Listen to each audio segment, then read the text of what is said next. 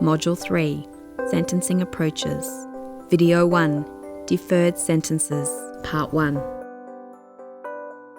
In dealing with the underlying causes of the offending, one of the ways I frequently approach that is by deferred sentencing under Section 83A of the Sentencing Act. So I've been able to utilise that, and I've utilised it frequently.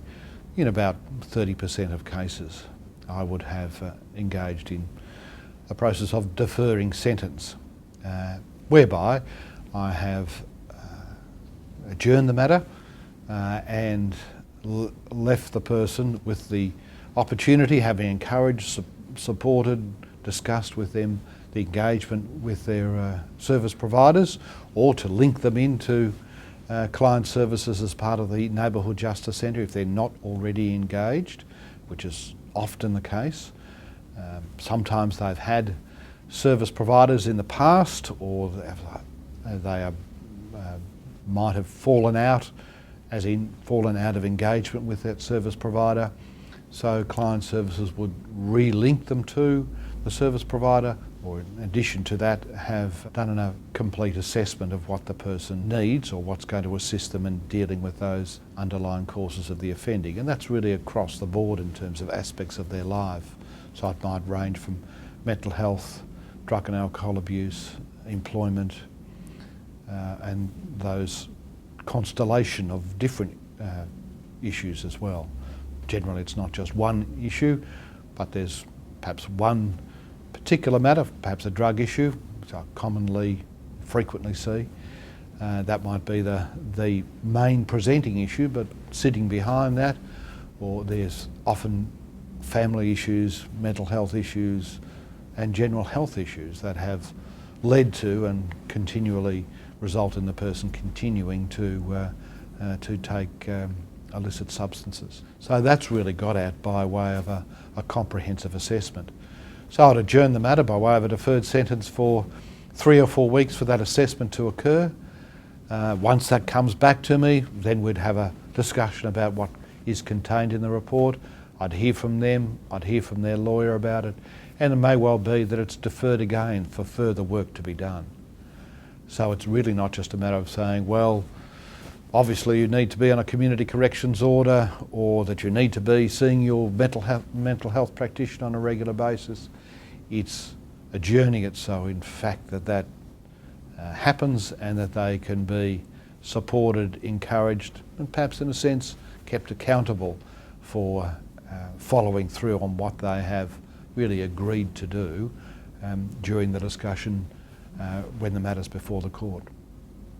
So after a period of time, perhaps it might be 2 or 3 deferred sentence periods, then I'd be in a position to more confidently finalise the matter, however that might be. It might be a community corrections order or similar order of that kind. A good percentage of people struggle to comply with court orders, or struggle to comply even with deferred sentences, even though they say they're committed, and I think they genuinely want to comply with what they have agreed to do. And part of I think the skill of getting a successful outcome in a deferred sentence is to get the person's agreement, not just ask, do you agree, but actually elicit their agreement in a way that suggests that they are committed to the outcome. The way of doing that is, as I say, not simply asking, do you agree, but what are the benefits that you think you're going to get out of engaging with the service provider, or with Mr. Smith, who's your counsellor. What's going to be the benefits from that? So questions of that kind are far more likely to elicit an agreement, rather than simply asking, do you agree that you should be seeing Mr. Brown from the mental health service. But nonetheless, people go away, they leave the courtroom, they leave the court building, their life takes over. And their life often doesn't involve following through on the things that they have agreed to, even though they were committed to it when they were sitting in the courtroom. I have no difficulties or problems about expressing my frustration or concern when people come back to court having not followed through on what they've agreed to do. I think that's a human response that's not inappropriate for a judicial officer. Of course, it's not excessive, it's measured, it's thoughtful, but it is an appropriate response to somebody who has agreed to do something and that they haven't followed through. It's not always an easy discussion, and it's quite sometimes a difficult discussion. The way I often approach it then is to ask them really why they haven't complied, what's stopped them being able to comply or to follow through on what they've agreed to do. Sometimes there's very understandable, very good reasons, you might say, as to why they haven't been able to follow through. Sometimes, though, they appear to be really things that are more of a result of prevarication, putting up barriers to following through that are not all that either convincing or perhaps legitimate. That's a more difficult discussion to have, because there is a challenging element to the conversation that then occurs. The conversation might be as basic, or seemingly as basic, as talking to them about how they keep appointments. You can't be put off by people who are unsuccessful on the first occasion, or be put off by the fact that they are not fully successful. Often people who we see have disorganised lives, aren't very good at organising themselves throughout their general aspects of their lives, let alone engagements with services to deal with the underlying causes of their offending.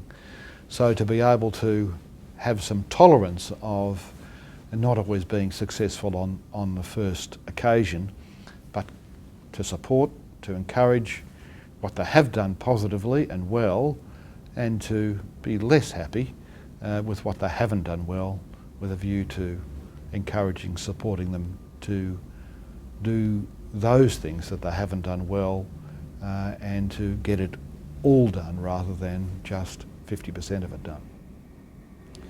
And that clearly occurs over time. Most people get there. Not everybody gets there. We have to acknowledge and accept that some people don't get there, but most people do get there. Module 3 also includes the following resources: Video 2, Deferred Sentences Part 2, Video 3, Community Correction Orders, background materials, tip sheet,